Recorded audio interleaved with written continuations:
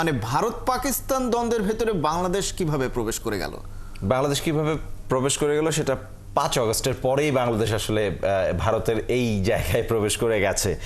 India আসলে কি international ক্রিকেটের মানে আন্তর্জাতিক ক্রিকেটের গ্লোবালাইজেশনের জন্য কাজ করছে? আমি একদমই বিশ্বাস করি না। পাকিস্তানের সাথে খেলবে না, বাংলাদেশের সাথে খেলবে না, পাকিস্তান তো খেলতে যায় না, বাংলাদেশে খেলতে যাবে না, কয়েকদিন পর শ্রীলঙ্কার সাথে লাগবে। মানে ইন্ডিয়া তো তার সব প্রতিবেশীকে আসলে মানে খুঁচিয়ে খুঁচিয়ে তাদের এগেনস্টে আসলে দাঁড় করিয়ে ফেলেছে। কিছুদিন পর শ্রীলঙ্কা খেলতে চাইবে না, তো সে তার সবচাইতে কাছের প্রতিবেশীর সাথে খেলবে না, তাহলে ক্রিকেট খেলবে কার সাথে? বরাবরই স্পেশালি ওয়ার্ল্ড কাপের কথা বলি কিংবা দ্বিপাক্ষিক সিরিজের কথা বলি, অনেক সময় দেখা যাচ্ছে যে ভারত পাকিস্তান যে লড়াইটা সেটার চেয়েও অনেক বেশি উত্তেজনাকর হয়ে ওঠে ভারত বাংলাদেশ ম্যাচ। কিন্তু আমরা বুঝতে পারি যে কাশ্মীরের ঘটনাটার কারণে পাকিস্তানের সঙ্গে ভারতের একটা বাজে সম্পর্ক তৈরি হয়েছে, খুবই স্বাভাবিক। এবং এর আগেও যে খুব বেশি ভালো সম্পর্ক ছিল সেটাও না, কিন্তু এর ভেতরে আসলে বাংলাদেশে ভারত আসতে চায় না এই ধরনের খবর প্রকাশ করছে ভারতীয় গণমাধ্যমগুলো। মানে ভারত পাকিস্তান দ্বন্দ্বের ভেতরে বাংলাদেশ কিভাবে প্রবেশ করে গেল? বাংলাদেশ কিভাবে প্রবেশ করে গেল সেটা 5 আগস্টের পরেই বাংলাদেশ আসলে ভারতের এই জায়গায় প্রবেশ করে গেছে। ভারতের ইচ্ছা বা ভারতের প্রেসক্রিপশনে বাংলাদেশে কিছু মানে গত 17 বছরে বাংলাদেশে সেটাই হয়েছে যেটা ভারত বাংলাদেশে চেয়েছে। এখন অনেক কিছুই বদলে গেছে, সমীকরণ বদলে গেছে, মেরুকরণ বদলে গেছে, রাজনৈতিক আবহ বদলে গেছে।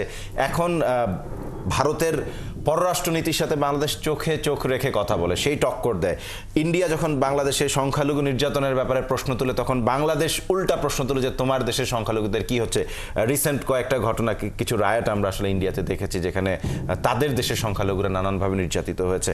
সব কিছু মিলে ইন্ডিয়া আসলে কি ইন্টারন্যাশনাল ক্রিকেটের মানে আন্তর্জাতিক ক্রিকেটের গ্লোবালাইজেশনের জন্য কাজ করছে? আমি একদমই বিশ্বাস করি না। আমার কাছে মনে হয় যে ক্রিকেটের যতখানি গ্লোবালাইজেশন হয়েছিল, এমনিতে ক্রিকেট খুব একটা জনপ্রিয় খেলা না ওয়ার্ল্ড ওয়াইড, মানে খুব একটা বেশি পাত্তাও পায় না। ইংল্যান্ডের মতন দেশে আসলে খুব বেশি মানুষ ক্রিকেট চেনে না। আর আমেরিকাতে ওয়ার্ল্ড কাপ কাভার করতে গিয়ে দেখেছি যে তাদের সাধারণত ইমিগ্রেশন অফিসাররাও এই খেলাটার সম্বন্ধে কোনো ধরনের আইডিয়া রাখে না। সুতরাং এই খেলাটার যতখানি গ্লোবাল ব্র্যান্ডিং হচ্ছিল, এখন ইন্ডিয়ার কারণে এটার গ্লোবাল ব্র্যান্ডিংই থাকবে না। পাকিস্তানের সাথে খেলবে না, বাংলাদেশের সাথে খেলবে না, পাকিস্তান তো খেলতে যায় না, বাংলাদেশে খেলতে যাবে না, কয়েকদিন পর শ্রীলঙ্কার সাথে লাগবে। মানে ইন্ডিয়া তো তার সব প্রতিবেশীকে আসলে মানে খুঁচিয়ে খুঁচিয়ে তাদের এগেনস্টে আসলে দাঁড় করিয়ে ফেলেছে। কিছুদিন পর শ্রীলঙ্কা খেলতে চাইবে না, তো সে তার সবচাইতে কাছের প্রতিবেশীর সাথে খেলবে না, তাহলে ক্রিকেট খেলবে কার সাথে?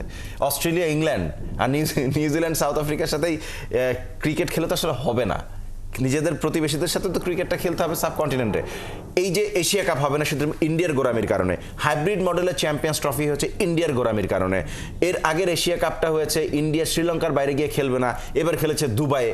পুরা ক্রিকেটের কাঠামো, পুরা ক্রিকেটের মানে যেই ধাঁচে চলছিল এটাকে সম্পূর্ণভাবে বদলে দিয়েছে। তার মানে আর পৃথিবীর অন্য দেশের ক্রিকেট খেলার দরকার কি? ইন্ডিয়া একা খেললেই তো পারে।